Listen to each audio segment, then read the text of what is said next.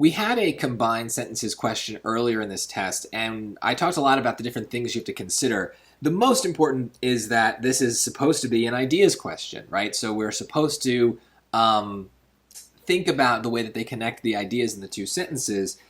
So we might want to read it at first and kind of anticipate what the correct connection is going to be. There were powerful political organizations in the 1860s and 1870s. The organizations were known as political machines and started taking control of city governments. There's a little bit of repetitiveness. Usually that's how these start out.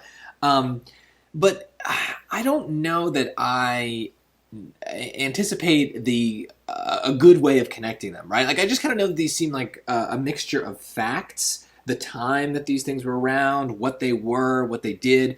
It's a mixture of facts, and so there's no other meaning that I need to convey, like a contrast or a cause and effect, right? It's just kind of like, how can I arrange these facts in the most logical way? And this is where it kind of becomes more like a style question in a way, where we want to, trust our instincts.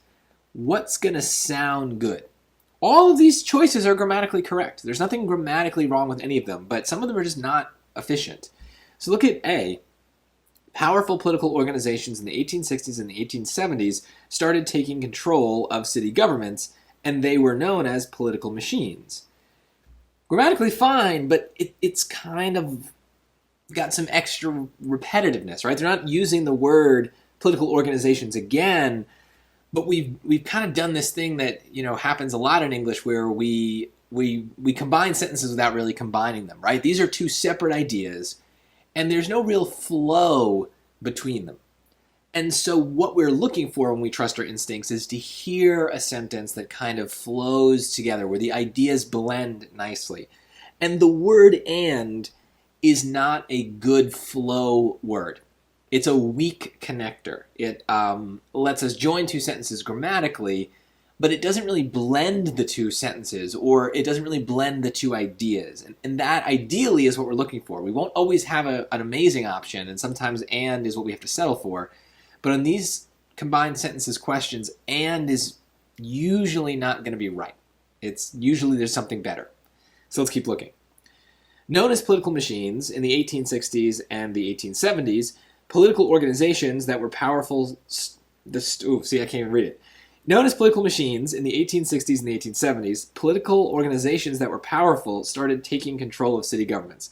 I cannot follow the logic of this sentence. All the clauses are in the wrong places, right? So just to be clear, we're talking about political machines here, then we randomly insert the date only to come back to describing political machines again, but by defining them.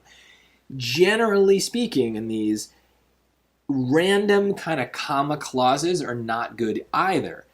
They may be grammatically correct, but they're really breaking up the flow of the ideas, and so it's hard to follow what we're saying because we're constantly interrupting ourselves to insert random information. Maybe there's something, maybe there's nothing better, but generally I avoid these kinds of choices as well. Let's look at C. City governments were taken control of in the 1860s and the 1870s, and powerful political organizations known as political machines did so. So there's a lot of kind of backwardsy sounding words here, right? Were taken control of. This is sometimes called the passive voice. We would much rather say that the machines took control of the governments. We want to kind of make sure that our verbs are active. So this is kind of backwardsy sounding. We also have some repetition, right? They did so this is referring back to them taking control. But ideally, we'd rather just refer to that idea once and not twice. So if there's a better way to get this across, it's going to be more efficient. That's what we want. So D. In the 1860s and 1870s, powerful political organizations known as political machines started taking control of city governments.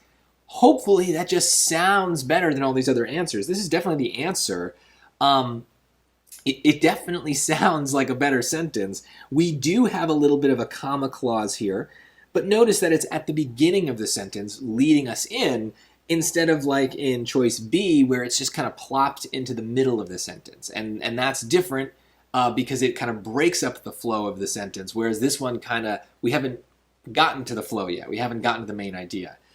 It also doesn't repeat itself really. I don't know why people wouldn't pick this. I think maybe you think that there's some punctuation that's missing, maybe we want to put some extra commas in here. But like I said, these questions very, very rarely test grammar on the SAT. So you should assume that all the choices are correct and judge based on the flow of the ideas. And then if you need to, the shortest choice also tends to be right. And sure enough, this is the shortest choice. Not by much, but it's not a coincidence that it also is right.